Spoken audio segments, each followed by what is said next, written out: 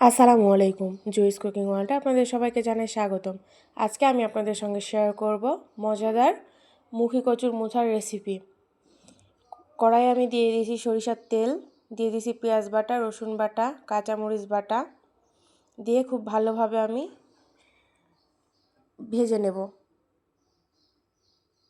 এ পর্যায়ে এসে আমি দিয়ে দিচ্ছি হলুদ গুঁড়া, স্বাদমতো লবণ দিয়ে খুব ভালোভাবে নেড়েচেড়ে মিশিয়ে নিব।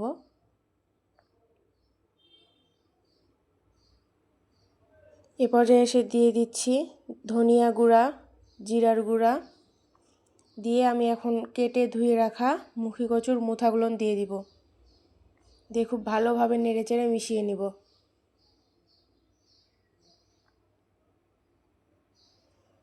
নেড়েচেড়ে মিশানোর পর মুখী কচুর মুথাগুলো আমি এখন ঢেকে দিব।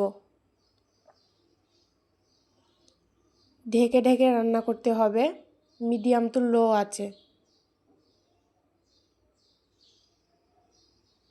আবারও একটু নাড়াচাড়া করে নিয়ে সামান্য একটু পানি দিয়ে দিলাম, দিয়ে আবারও আমি ঢেকে দিব। এই তো আমার পানিটা শুকিয়ে গেছে, এখন আমি নেড়েচেড়ে ভাজা ভাজা করে নেব।